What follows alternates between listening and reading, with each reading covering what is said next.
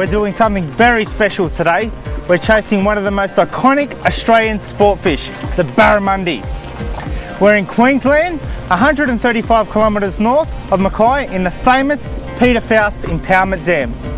Just over my shoulder is some of the best barramundi fishing in the whole of Australia. We're hoping to catch a metre plus barra. So let's get out there with Daniel and Jono and give it a crack.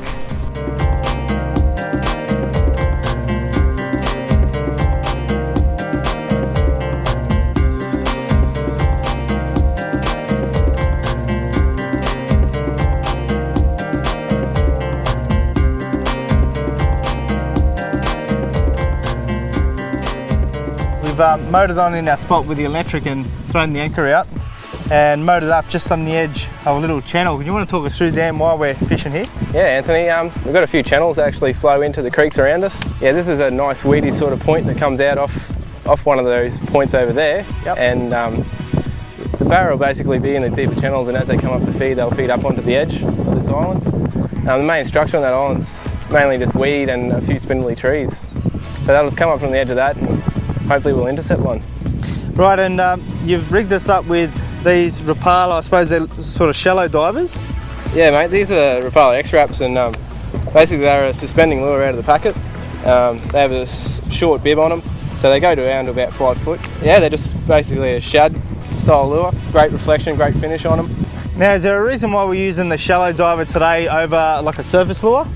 Yeah, just the conditions, Anthony. It's actually pretty rough, really, for surface lures. We can't see it and the barra can't see it, so right. We go to the shallow lures just so they're just below the surface. Barra can sneak up on them and smash them. Now, we're using pretty thick leader at the moment. That's actually 50-pound fluorocarbon from Suffolk. With the barra swimming through the weeds and the structure, I suppose it's very important to use a stronger leader. Yeah, mate, yeah, not only that, the barra like to eat things head first, so basically we use the thicker leader and the fluorocarbon leader because it's a lot harder and a lot more abrasion resistant. So basically when we hook them up to them, their mouths won't rub through it, their gills won't rub through it. Then if the unfortunate case we get wrapped around some timber, it won't break off on that either. Absolutely.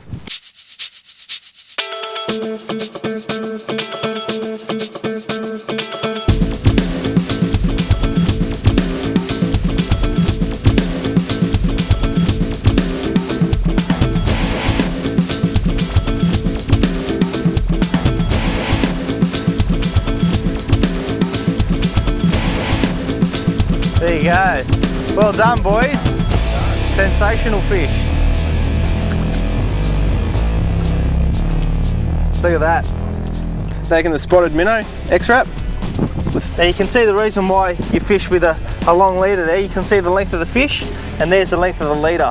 So if you actually look on the fish here, he's actually got a couple of gill rakers here, and they're the things that we sort of want to keep the leader away. So that's why we go to the thicker stuff as well. As these fish swim away and take big jumps and that sort of stuff, this line will actually rub against that gill raker there and actually snap you off. That's why it's so important to use fluorocarbon too. The Suffolk stuff is really, really good, nice and thick, and it's almost invisible in the water. Oh, well done, Dennis. This is your first barramundi, a lovely fish. Yep. Look at the colours on him. You can see in the freshwater catchment dams, they're actually a lot browner than they are in the salt water. So well done, Dennis. Top catch, caught on the little Silstar Hyper. Fantastic achievement. Yeah, thanks. It was a great fight. Got him amongst the sticks there, and yeah, great fish. My first barramundi, so I'm wrapped. So let's take a few happy snaps and get him back swimming on his way.